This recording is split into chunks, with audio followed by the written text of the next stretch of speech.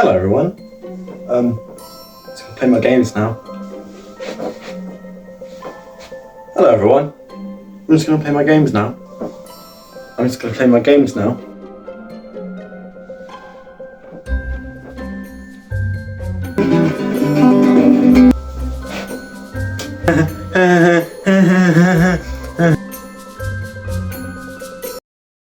Hello. You've caught me in my bedroom. This isn't my bedroom. This is the wrong set. Hang on, let's get to the other set, shall we? This is my study. We're not meant to be here. That was basically a rough sum up of the kind of game the Stanley Parable is. It tells a story, basically. This is my explanation. So, you play as Stanley. Is Stanley real? We don't know. Is the narrator real? Because the narrator is telling the whole story, but the narrator speaks to Stanley as well as breaks the fourth wall. It's a fourth wall breaking game, and basically the narrator basically pushes Stanley in the direction to do one thing. It's a story about, he's trapped in a loop in his office and he has to go free himself into the world. That's the main story. But the amount of things you can do, if you don't listen to the narrator and you go a certain direction, or if you do a certain thing, then that just stops the narrator. It flips the story and changes what you're doing. Basically, you've got, let's say this is the story here. This is where you're meant to go. You're meant to go straight line, story end.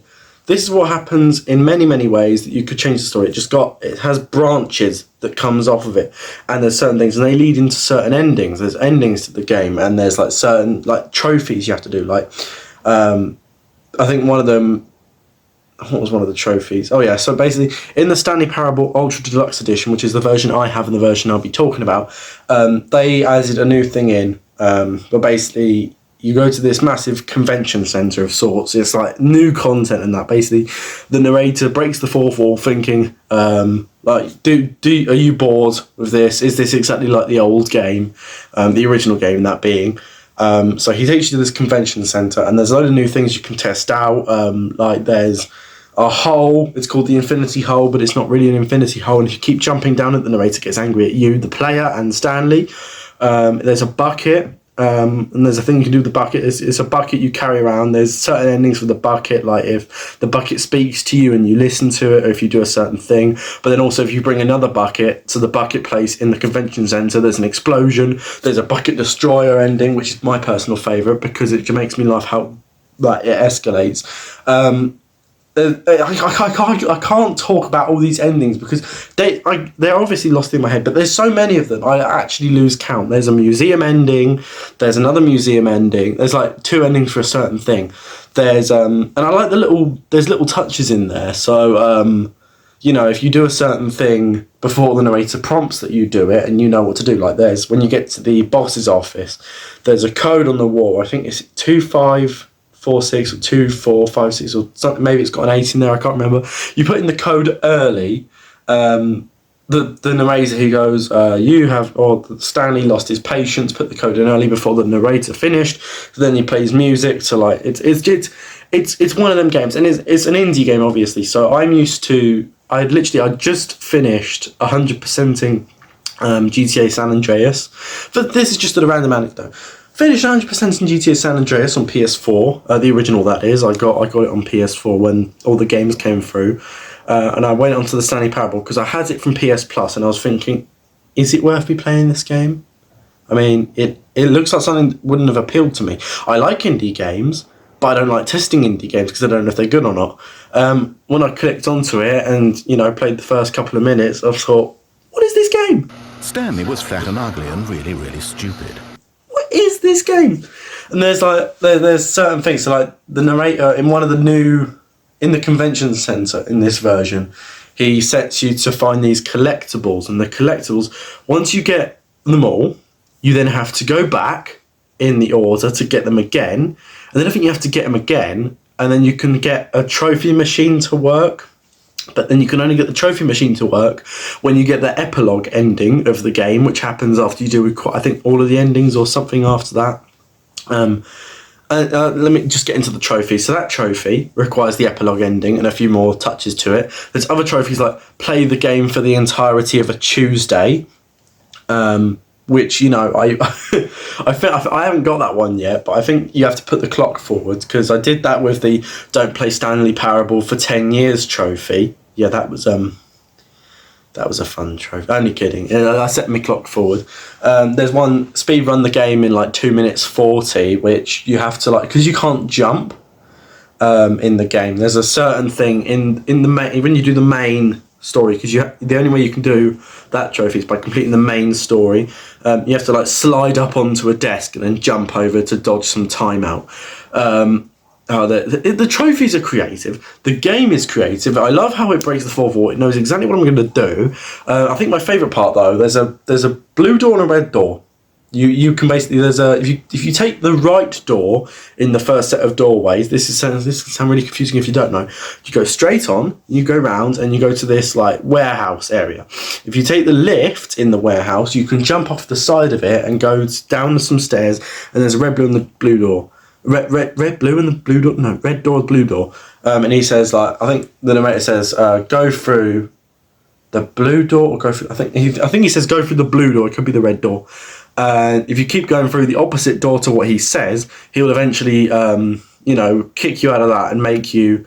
He'll try and improve the game for you. So he has a leaderboard, and then if you rate it as 1 out of 5. Then he puts you into his own game, which you have to stop a baby from going into fire. And if you play that for 4 hours, you get a secret ending, which I haven't done because I haven't got the patience to sit there for 4 hours. And you can't even do it by setting the clock forward. It's called the art ending or something.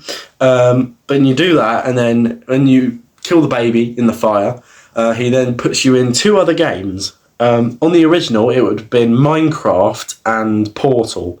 They were the games at the time, so they would put you in there. And it was original Minecraft, like the beta Minecraft, and Portal. You'd spawn in the little bedroom and you'd do like a little puzzle, and then that'll be it. But in the new version, I think I might have preferred the old version, because in this one they have Firewatch, which personally I've never played. I hear it's quite easy to 100%, so that could be a thing to think about. And then Rocket League, which isn't particularly one of my favourite games. I still have it on my shelf. I'm looking at it right now. And you turn into a car, but it's not visible. You just pick up speed in there.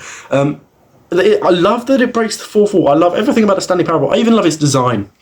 The office design, the in-game paintings, the museum. I like the game design. I like that there's a confused ending when you have to follow a yellow line that plays some really odd music at full volume, which caught me off guard the first time I played through it. I love everything about it, and I don't think there's any negatives. I think my only negatives being, once you complete the game, once you do every ending, it becomes a bit more, I've done it now, I don't know what to do. I can't twist on anything now that I've done everything. It's just... it's one of them games. It's one of them games where I regret finishing it, because there's so much to explore, and because I've explored all of it, I'm sitting there and I'm like, I can't go back to it. But I've re-downloaded it because I'm hoping to just give it another playthrough. I mean, obviously I'm not going to get very far. I might even do it on a live stream. I might do Stanley Parable live stream. I mean, I've seen it all, but it could be pretty fun just to play through again. I know this has been a short episode. I've just kind of stood here talking about the Stanley Parable. Mainly this has been taken up by my exceedingly long intro. But then again, that's meant to indicate the kind of game the Stanley Parable is. You walk through the same event over and over. This narrator is banging on about the same thing, but then it's all of a sudden there's little tweaks that change it. And when you notice the tweaks, when you notice the Easter eggs, it gets into more of a fun spot the difference game more than a playthrough game. But I love the Stanley Parable. Stanley Parable, Octodad, all them indie games that when you've played through all of it, you regret finishing it. They're the kind of games that I like. I mean, I love open worlds. I love anything like that. Role-playing games, brilliant. Indie games, though, that's bang on. That's my favourite kind of games. Like, you've seen me play some on the channel. Platform games are a bit naff, though. But yeah. So that I really have no negatives about the Stanley Parable. That is my honest talk about it. I know this has been relatively short compared to the GTA 4 talk. But yeah, Stanley Parable. Stanley Parable, I haven't played this on the channel, nor have I done GTA 4. But yeah. Anyways, enough about GTA 4. It's Stanley Parable. Anyways, I hope you enjoyed this brief video. I hope you agree that the Stanley Parable is a game like none other, and it should be played through on and on and on and on and on. Honestly, it felt like a good gun to my head, and that would have also felt like something like the Stanley Parable then. But anyway, the end is never the end, and this end is never the end. So goodbye. I'll see you in the next one, but the end is never the end. Goodbye.